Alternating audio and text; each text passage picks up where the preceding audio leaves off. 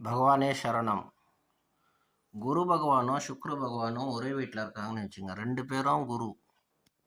சுக்கிரன் வந்து அசுரர்களோட குரு, குரு பகவான் வந்து தேவர்களோட குரு. இந்த அசுரனோட குருவுக்கு என்ன சில குவாலிட்டிஸ் உண்டு, தேவ குருவுக்கு என்ன குவாலிட்டிஸ் உண்டு. இது வந்து மெயின் ஞானத்தை கொடுக்கக்கூடிய ஒரு கிரகம். மெயின் ஞானத்தை சொல்லி உங்களுக்கு நல்வழிப்படுத்துறது, நல்ல விஷயங்களை கொண்டு வந்து கொடுக்கறது, இதெல்லாம் குரு பகவான் செய்வார். குரு பகவானோட டியூட்டி என்னன்னா, உங்களுக்கு நல்ல நடத்தை, நல்ல அறிவு, நல்ல சிந்தனை, ஆன்மீகம், மெயினான ஆன்மீகம் அதை கொடுக்கக்கூடிய கடமை அவருக்கு இருக்கு. அதே வந்து இவர் லக்ஸரியை வந்து கொடுப்பாரு. நல்ல லக்ஸரி, நல்ல விஷயங்கள், நல்லா தெளிவாக வந்து மனுஷன் வந்து நடந்துக்கிறது, லக்ஸரி லைஃப்பில் மற்றவங்க வந்து உங்ககிட்ட நல்ல அட்வைஸ் கேட்டு கன்சல்டன்சியை நீங்கள் நடத்துகிறீங்கன்னா அந்த மாதிரி சில துறையில் எடுத்துன்னு போய் உங்களை விட்டுருவார்.